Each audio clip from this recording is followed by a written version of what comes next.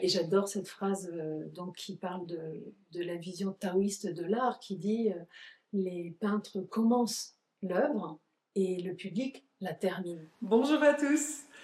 Aujourd'hui, j'ai eu le plaisir d'interviewer une artiste peintre que j'aime énormément qui s'appelle Marion Le Pennec. J'ai eu le plaisir de la rencontrer par l'intermédiaire d'Imon qui, à l'occasion de cette interview, m'aide à lui poser des questions. Pour changer, cette fois-ci, mon invité sera seul face à la caméra et je serai en voix off pour poser les questions et aider de mon cher ami Gérard Timon. Je vous souhaite un bon visionnage et j'espère que vous découvrirez une artiste vraiment incroyable. J'adore ce qu'elle fait. Bonne découverte. Au revoir. Bonjour Marion. Bonjour Aline et Gérard.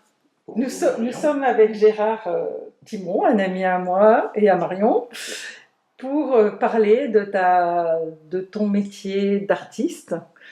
Et c'est un métier, mais je te laisse continuer. C'est pas un métier? Je sais pas, je crois pas en fait. Mais de ton âme d'artiste, de ta condition d'artiste, je ne sais pas quel est le terme idéal. Eh bien, et toi justement, tu dirais quoi de ton positionnement? Ah, mais alors là, tu commences par la question qui est un peu la grande question de qu'est-ce qu'être artiste. Alors s'il faut que je plonge directement dans le sujet comme ça, sans avoir... Bon, eh bien, moi j'ai le sentiment qu'en fait, l'artiste dans cette société, il est la manifestation extérieure de la part de chacun et chacune d'entre nous qui est créateur. Voilà. Donc, on a évidemment une responsabilité à cet endroit-là. Et c'est pour ça que je n'ai pas le sentiment que ce soit un métier, véritablement. Je ne crois pas que ça s'arrête à un moment. Il y a plein de métiers qui sont pas forcément définis dans le temps. Hein, mais moi, j'ai le sentiment que c'est vraiment 24 heures sur 24, y compris quand je dors. Et que ça s'articule pas autour des mêmes axes qu'un métier. C'est parce que c'est aussi une question d'humanité, en fait, profondément. Je crois que l'artiste, il est là pour révéler une des dimensions essentielles de l'humanité, qui est la dimension divine et la dimension de créateur. Voilà. À ton avis, est-ce que c'est réservé exclusivement à quelques personnes qui ont étudié l'art? Absolument pas. Tu pourrais donner des exemples? Alors, il y a énormément d'artistes qui... en fait, elle est complexe cette question, parce qu'aujourd'hui, à partir du moment où Duchamp a pris un urinoir, l'a mis à l'envers et a dit parce que je suis artiste, cet objet-là va être une œuvre d'art, on a biaisé, et sans doute que c'était déjà enraciné dans quelques actions précédentes, je ne saurais pas les nommer, mais je pense qu'on a... D'ailleurs, il faisait une critique du système à cette époque-là, mais on a biaisé et la compréhension et la définition d'œuvre d'art et la compréhension et la définition de l'artiste. Donc, d'une part, il y a beaucoup d'artistes qui n'ont pas été formés en tant qu'artistes, qui le sont parce qu'à leur naissance, ils avaient déjà cette qualité-là. Et je pense que d'une certaine manière, on l'a tous en puissance et que c'est quelque chose qui va se révéler dans le champ de nos passions, on pourrait dire, passion pas en termes de nos intérêts. Et si on fait de l'acupuncture comme toi, du soin comme toi, on peut être à l'endroit de l'art comme on peut être dans une pratique un peu qui ne rassemble pas et la dimension technique et le divin en nous. Et je pense que c'est quand on est à cet endroit d'incarner véritablement la qualité la plus haute de l'être, on parlait du soi, et une certaine technicité qu'on est dans l'art, quel que soit l'endroit où ça se passe. Après, dans le champ qu'on appelle art, véritablement, on pourrait dire avec un grand A, il y a une orientation spécifique qui vise quelque chose qui est, je dirais, en fait, là j'ai plutôt envie Vas-y, de répondre de donne. façon poétique. Qu'est-ce que c'est que l'art? Bon, voilà, non, mais on arrive tout de suite aux questions essentielles. Bon, voilà, on est dedans. C'est qu'en fait, dans nos textes fondateurs, on a tout ce qui nous amène à percevoir l'humain comme un créateur à l'image de Dieu. Dans le texte qui est assez fondateur dans notre société, à savoir la Bible, incluant les deux testaments, il y a cette phrase que tout le monde connaît, Dieu créa l'homme à son image. Dieu créa. On dit Dieu comme étant le créateur. Alors pour moi, Dieu, c'est Dieu la vie. Hein. Et à cet endroit-là, il y a vraiment l'identification de l'humain comme étant un créateur tout autant que Dieu. C'est-à-dire une qualité qui se déploie naturellement et qui est là naturellement. Et donc, voilà, ce que je veux raconter comme histoire, c'est que ce créateur, le créateur, cette créatrice tout autant, hein, cette énergie créatrice qui crée tout, qu'est-ce qu'elle crée? Elle crée le monde visible, qui est animé par l'invisible, et comment existe ce monde visible? Par le mouvement, par le son. On a tous ces bruits de la nature hein, qui la font exister également, et par la forme. Et les artistes, à l'origine, on va dire qu'il y a 3 champs. Il y a le champ musical. Bon, au départ, j'ai parlé du mouvement. Donc, il y a la danse. Il y a l'être humain qui se met à bouger. On est dans la danse. On est dans cette dimension-là de la grande création. Il y a tous les sons, que ce soit la musique ou le chant, qui vont être de la même manière que la grande Dieu, c'est Dieu la vie, hein, qui crée cette matière qui bouge et qui chante.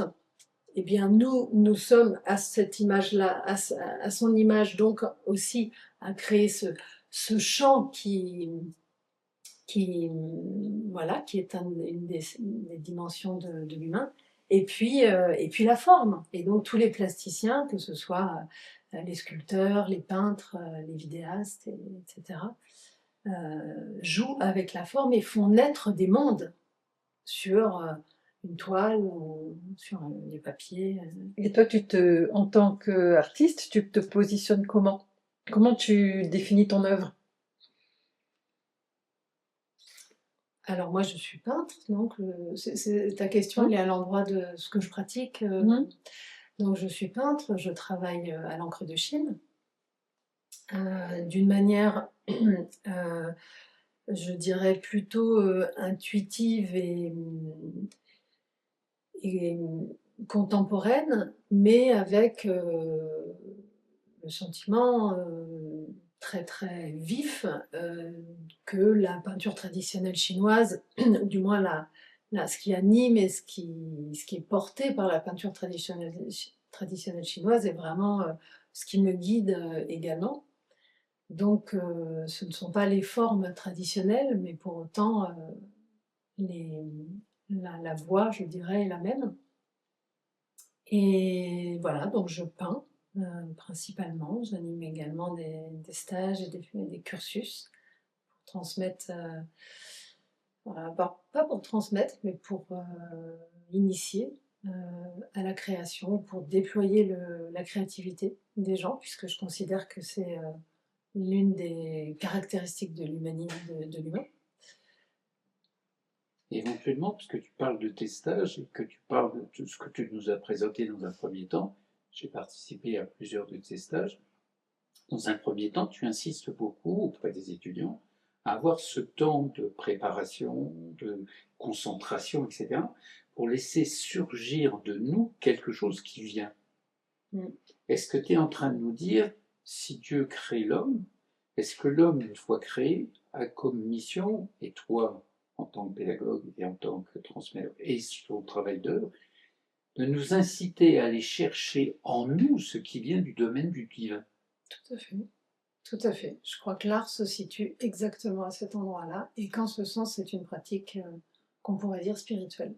Parce qu'une fois que sur la page blanche, tu nous expliques qu'on met de l'eau et qu'on met de l'encre de Chine, tu nous fais découvrir avec une passion et une pédagogie d'encouragement magnifique que l'encre fait quelque chose et que ce qui se fait là, c'est ça où tu nous émerveilles, qu'on pourrait être appelé à s'émerveiller de voir ce qu'il y a là. Tu nous incites à découvrir l'émerveillement de ce qui est beau là, même si c'est un tout petit endroit de la page, et que toi tu recherches ça, que toi tu sais le mettre en œuvre dans une œuvre, enfin dans un papier beaucoup plus grand que nous, où on travaille sous des petits bouts pour démarrer. Est-ce que c'est ça que tu cherches chez nous? À nous faire comprendre que là, on découvre à ce moment-là quelle est la vraie dimension de l'être humain. Tout à fait. Ouais. Que ton œuvre, toi, une fois achevée, donc nous c'était maquette, c'était début, que quand on voit ton travail, on va regarder plusieurs des images que tu as déjà produites et de tes œuvres qui sont les tiennes, on découvre qu'il y a en quelque sorte cette quête d'aller chercher ça. Voilà, moi, ouais. Non, moi, ce qui m'intéresse, c'est à travers ce que dit Gérard et puis ce que tu partages là, c'est qu'est-ce qui t'a nourri pour en arriver là? Pourquoi tu as choisi ce support particulier, cette technique particulière? Parce que tu parlais de l'encre de Chine, d'une certaine connexion de fait avec la Chine.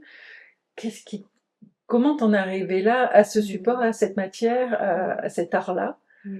Ça m'intéresse beaucoup. Eh bien, à cet endroit-là, il y a vraiment la main du hasard, le hasard étant l'habit que Dieu prend pour passer incognito, paraît-il. Dieu, la vie, hein, toujours, voilà. Au sens où j'ai d'abord été formée en tant que dessinatrice textile, donc rien à voir, hein. Et donc j'ai travaillé à l'opéra, j'ai travaillé aussi en tant que plasticienne textile, j'étais plutôt dans le milieu du spectacle, l'intermittence, et puis de l'art, mais à travers le textile. Et puis ensuite, j'ai fait un break parce que j'ai eu une première fille, etc. Puis une deuxième, et puis j'ai construit une maison. Et quand j'ai repris, parce qu'à un moment, vraiment, ça poussait, mais j'avais pas d'espace-temps, quand j'ai repris, l'encre est arrivée d'une manière complètement téléguidée. Enfin, je ne saurais pas identifier. Il n'y a pas eu d'éléments qui soient arrivés avant, qui m'auraient fait me dire ah tiens peut-être que je pourrais choisir ça. Non, non, il y avait, cela dit, un cours, un atelier que je donnais qui s'appelait l'atelier de recherche aux ateliers artistiques de Vannes. Et donc j'accompagnais des adultes sur un parcours de création. Donc c'est eux qui choisissaient le matériau, et il y a une des participantes qui ne savait pas trop dans quelle direction aller, et là je lui ai dit, bah, si tu veux l'encre de Chine, donc moi je vais faire des recherches, et puis je vais te proposer des techniques mixtes, on va avoir différents papiers, etc. Et pour l'accompagner, j'ai commencé à pratiquer l'encre. Et sinon, je l'avais un tout petit peu utilisée de façon pure, avec la pipette, directement quand je faisais mes études, à dessiner spontanément comme ça, sans reprendre donc le dessin.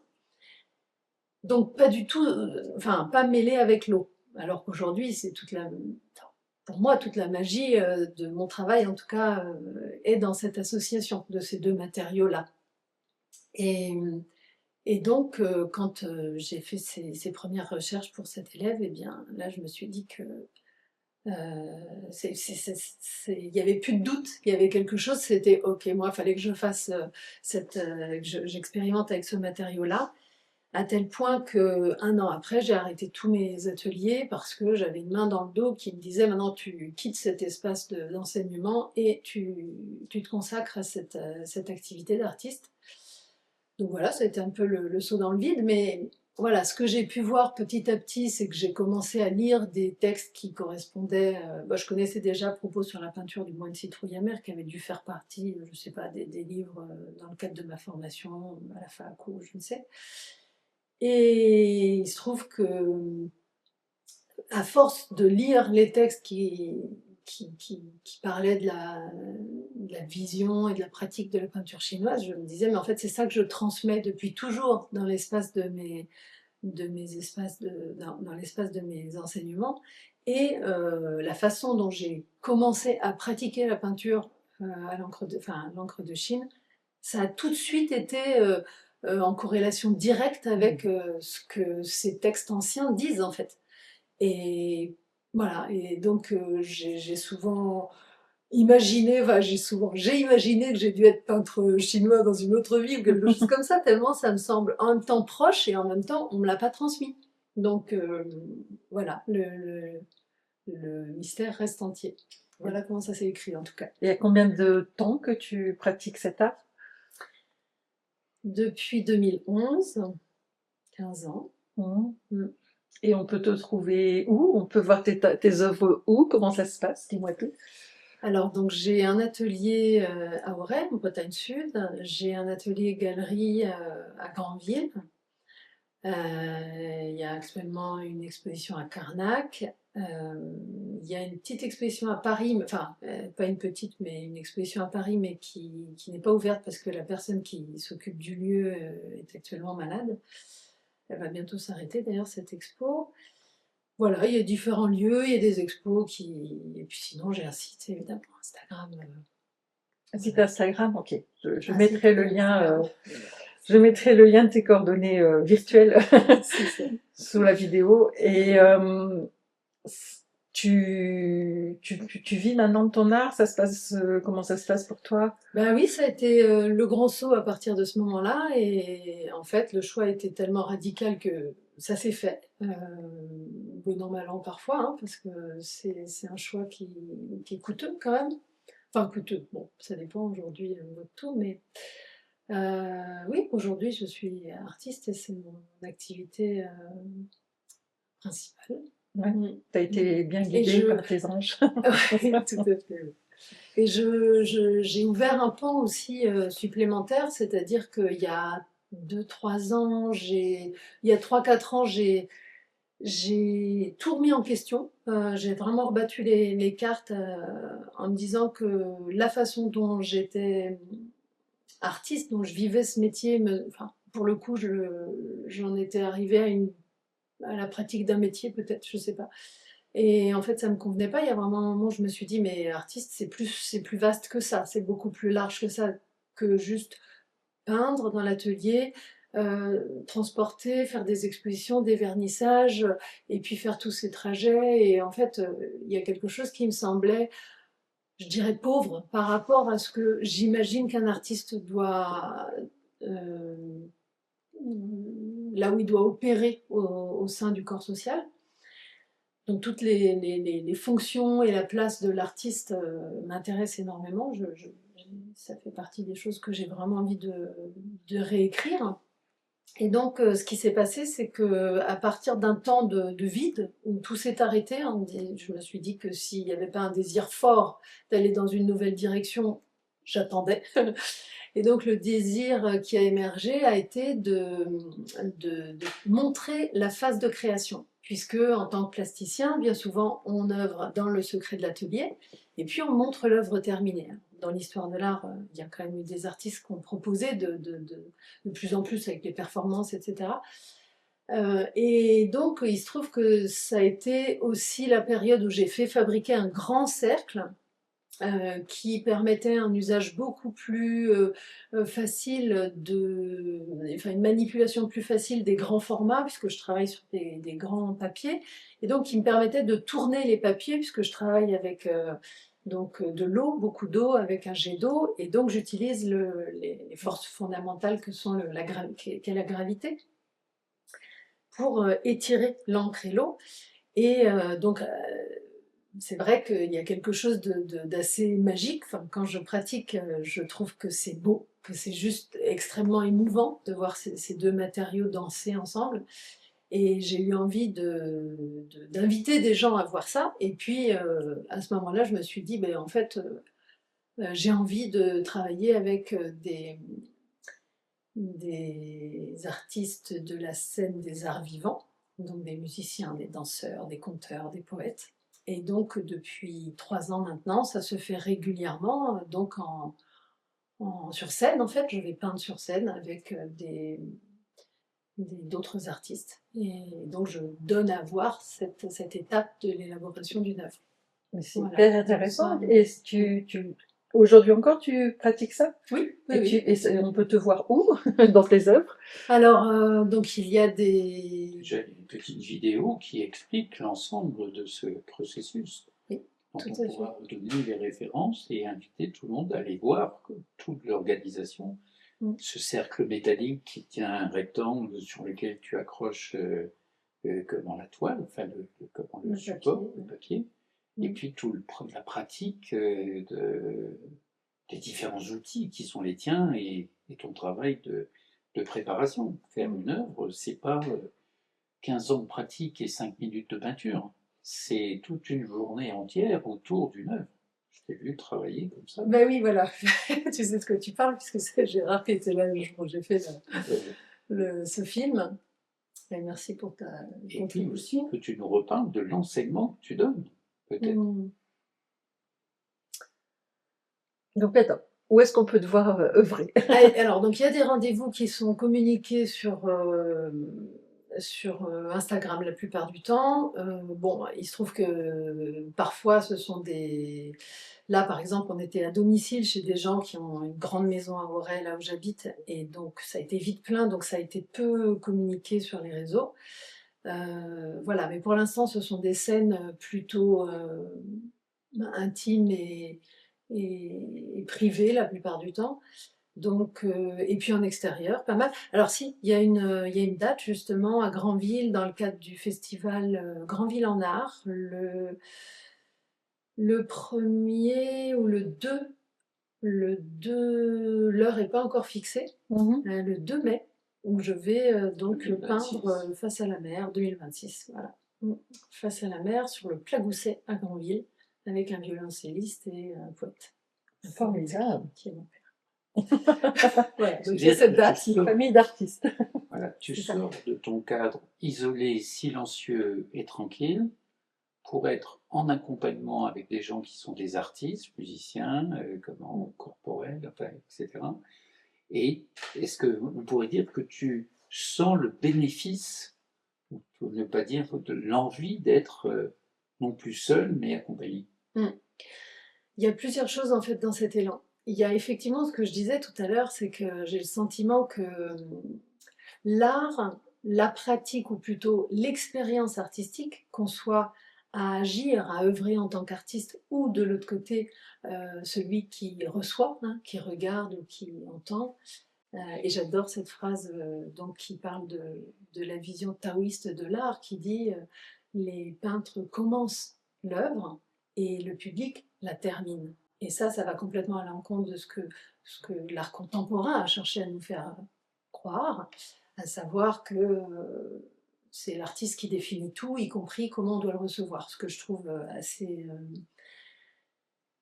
je suis pas d'accord avec cette vision-là, et je trouve justement très précieux de laisser au public cette possibilité d'investiguer et de raconter sa propre histoire et de poursuivre l'œuvre, et que l'œuvre se poursuive même à travers lui ou elle. Donc en tout cas, au sein de l'expérience artistique, il y a pour moi quelque chose qui est de l'ordre de passer la porte du sublime, c'est-à-dire le sublime étant sublimite, hein, au-dessus des limites du corps, de toutes les limites, les croyances limitantes, de la limite qu'on se donne bien souvent à croire que notre existence est celle de la matière, Et donc, c'est passer ce plan-là pour accéder à quelque chose de beaucoup plus vaste, à cette dimension divine dont on parlait tout à l'heure. Est-ce que dans ton histoire, est-ce qu'il y a, pour nous qui sommes néophytes et qui ne sommes pas artistes, on est chacun compétent dans nos disciplines, peut-être artistes, peut-être aussi un peu, y a-t-il dans ton souvenir une œuvre d'art qui un jour a révélé ça en toi? J'ai traîné dans des Ça, c'est le musées, dans divin. différents endroits. Non, l'éveil, le sublime, le Ouais. au-delà des limites. J'ai traîné dans plusieurs musées au cours de ma vie et j'ai des œuvres qui m'ont marqué, je sais où elles sont, je me les approprie d'ailleurs, je dis bon ça c'est les miennes à moi, elles sont là, je les laisse dans le musée, ce sera mieux. Est-ce qu'il y a eu des œuvres et une qui a été pour toi à ce point si importante? Ah oui, non, mais moi j'ai les livres plusieurs livres du travail de Gao Xingjiang. Alors moi je dis mal les Chinois. Non, mais c'est important parce que ça va peut-être pas être reconnu par les voilà, puristes. Gao Xingjiang, qui est un artiste chinois qui a reçu l'enseignement traditionnel et qui vit et travaille en France depuis très longtemps. Ce monsieur doit avoir 90 et plus que 90 ans. Et c'est quelqu'un qui, à chaque fois que je vois une de ses œuvres, et j'étais allée rue de Seine en voir en vrai également, mais j'en ai pas vu ailleurs, me semble, d'ailleurs il y a un de ses livres qui est intitulé Le peintre de l'âme, et pour moi c'est voilà, c'est parmi les œuvres qui peuvent me toucher jusqu'à pleurer. Mais je dirais qu'il y a plein d'œuvres musicales qui ont fait la même chose. Il y a des danseurs tout autant. Enfin, moi, ce que je ressens véritablement, c'est quand je suis face à ce que je vais nommer la beauté, en fait. La beauté, c'est que tout d'un coup, il y a quelque chose qui s'ouvre et il y a une expérience qui est plus vaste qui est en train de se vivre. Il y a une reconnexion à quelque chose qui est... C'est ça. Je voudrais que chaque personne, tous ceux qui vont écouter cette interview et ton témoignage, entendent que cet éveil, grâce aux artistes, éveille en nous, non-artistes, cette capacité. Et c'est le rôle et la fonction des artistes, quels que soient les outils qu'ils utilisent. Tu les as bien cités, que ce soit musique, chorégraphie, art plastique, sculpture, etc. C'est-à-dire de bien découvrir qu'en nous, nous avons cette capacité également à être artistes. Tout à fait. Et dans mon métier d'acupuncteur et de thérapeute, je pose fréquemment cette question à des gens qui traînent, qui tournent, troubles de sommeil, perturbations diverses, etc. Comment exprimez-vous vos côtés artistes? Et les gens me disent non, non, mais j'ai pas été à l'école des beaux-arts. Mais une dame qui m'explique qu'en mettant la table, en restant là pour recevoir les amis, mais chaque fois, c'est différent, et elle a un bonheur à le faire, et comme il dit, les amis viennent me demander des conseils pour dresser la table. Mais voilà l'artiste. C'est ça. C'est ça, c'est générer du beau en fait, quel que soit. On peut le faire en faisant à manger, en dressant la table, en faisant un potager. Et l'art se trouve là en fait. Donc c'est la rôle de base du terme artisan aussi. Aussi, tout à fait. C'est des métiers qui, a priori, ne sont pas artistiques, mais qui sortent du cœur. Ce sont des artisans qui travaillent d'autres matières que la matière de l'art classique. Donc, quand en visitant participant à une exposition, ou venant dans un lieu culturel, on est touché, tout individu touché est touché parce que l'artiste a fait la démarche appropriée pour lui, d'une certaine façon, et nous, néophytes, on arrive et on est touché par ça. Donc c'est la rencontre, c'est là où l'artiste produit, et c'est peut-être la phrase que je ne connaissais pas, qui dit l'artiste commence l'œuvre et le public... Oui, mais très bien. Très belle phrase. C'est ça, c'est que je crois vraiment, il y a plusieurs expériences qui m'ont amené à cette conclusion-là, que quand nous agissons, quel que soit ce que nous faisons en fait, et donc quand on produit une œuvre d'art, qu'elle soit musicale, gestuelle, dansée ou au plastique, eh bien c'est la qualité vibratoire que l'on est en train de vivre sur le moment qui se retrouve présente dans l'œuvre. Et c'est ça que le public va recevoir. Et Ouais. et c'est merveilleux. Je confirme à 100% ce que tu viens de dire, parce que moi, quand je suis face à une œuvre, quand je la regarde, je peux te dire, en fonction des endroits de la toile, dans quel état émotionnel était l'artiste qui l'a peinte. Et donc, d'où l'intérêt aussi de voir des œuvres originales, parce qu'à partir d'une reproduction ou n'importe quoi, tu n'as pas l'énergie de l'auteur. Bien sûr. Donc, avoir une œuvre originale chez soi, il y a une dimension qu'on ne retrouve jamais dans une reproduction, même de la meilleure qualité du monde. Il n'y a pas l'énergie de l'auteur. Et plus l'auteur y met du cœur, plus l'énergie est absolument incroyable et touche le cœur de celui qui reçoit. Le cœur de celui qui reçoit. Et c'est là où la phrase dont tu parles prend tout son sens. C'est que du coup, c'est une connexion de cœur à cœur, d'énergie à énergie. Le cœur comme étant le siège de l'âme, quoi. C'est ça. Et du coup, c'est la dimension supérieure de l'être qui vient s'incarner dans la matière, qui vient faire vibrer la matière. Et ensuite, au niveau horizontal, parce que ça se passe dans un premier temps de façon verticale, ce travail-là, et ensuite au niveau horizontal, ça se répand et ça se diffuse, et on vient sublimer la matière. On vient la réenchanter ou enfin, oui, si tant est qu'elle ne le soit pas déjà totalement, mais en tout cas, dans la manipulation, dans le corps. Enfin, en ce moment, je regarde de temps en temps des petites vidéos de danseurs, et notamment de plus en plus jeunes danseurs, et c'est incroyable.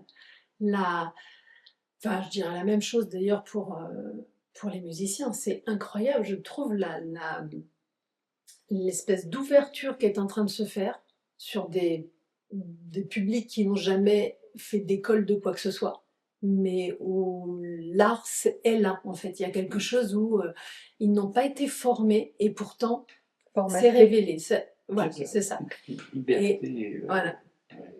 Et je crois vraiment que le vrai enseignement, c'est ça. C'est faire en sorte que chaque individu révèle l'artiste qu'il est, qu'il soit artiste dans le champ des arts, ce qu'on appelle le champ des arts, ou de la médecine chinoise, du soin, de la nourriture. On va arriver au thème. On a parlé du mouvement comme initiateur de la vie. Oui. Tu nous as parlé de tes mouvements du passé, ton mouvement actuel, tes projets à venir. Pour conclure cette vidéo, où va Marion ?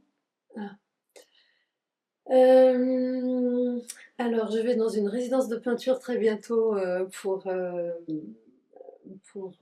avancer sur justement le témoignage que j'ai envie d'offrir aujourd'hui, qui est une autre dimension de mon travail d'artiste, bien que j'ai refusé ça pendant longtemps, de mettre trop de mots sur ce qui était...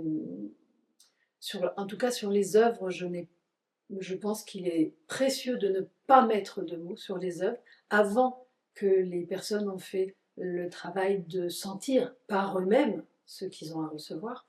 Mais j'ai par contre envie de mettre des mots sur ce qu'est l'art et les fonctions de l'art et de l'artiste dans la société. Donc voilà, je vais consacrer mon temps à ça. J'ai plusieurs projets cet été où je vais peindre en public, donc au Moulin des Hirondelles. J'ai pas encore... Ah si, j'ai la date, tout à l'heure tu me demandais. 27 mai, au Moulin des Hirondelles à Pluvigné, avec une amie chanteuse, avec qui j'ai créé le duo La Faille Poétique. Et donc nous allons moi peindre et elle chanter. Qu'y a-t-il d'autre? Eh bien, pour l'instant, il y aura une exposition. Je ne sais pas encore si ça va être confirmé. Bon, voilà, pour l'instant, là, dans un avenir proche. C'est dans le 56. Quoi donc? Pluvigny? Oui, tout à fait. Oui. En Guyane, c'est ça, en Bretagne. L'été, c'est en Bretagne qu'il faut venir. Non, non, non, je vais être dans le Lot également. Il se peut que je refasse le festival Les Arts Perchés, un très chouette festival où on met des œuvres d'art un peu, donc des arts plastiques principalement, un peu partout dans un très vieux village à Calvignac, Perché, dans le Lot. Là, vraiment, c'est un très chouette festival. Et donc, bon, j'y serai sans doute, mais ce n'est pas certain. Donc, pas que la Bretagne, mais donc Granville également. Enfin voilà, pour l'instant, De toute manière, on suit ton activité sur Instagram. voilà, c'est ça. Et sur le site internet. Et sur le site internet qui est en train d'être fait, donc Mais qui a quand même www.marion. marion-lepennec.fr. Pour finir, Je vous remercie tous les deux. Je vous remercie et je souhaite que tout le monde fasse ce travail de forage, parce que c'est descendre en profondeur pour toucher les plus hautes et tout ça. Est-ce que ça existe, hein, le bas, le haut, mais ouais, ce travail d'aller toucher l'artiste en chacun d'entre nous. Parce que je crois profondément que si on veut vraiment construire une société d'une part démocratique, mais peut-être qu'un jour on a des systèmes encore plus beaux que la démocratie. En tout cas, une vraie démocratie, ça passe par des êtres libres, et des êtres libres, les êtres seront libres que quand ils seront véritablement connectés à la dimension, à l'esprit que nous sommes, tout autant que, enfin tout autant sinon plus, que ce corps matière, cette expérience définie et balisée par la naissance et la mort. Donc, oui, il y a un gros chantier, je pense, surtout à l'heure actuelle où beaucoup de gens se sentent, je crois, assez perdus. Et l'art est vraiment un des piliers de l'évolution de l'humanité, comme disait Louis Sansa. Je vais terminer là-dessus. merci Merci à Marion. vous. Merci.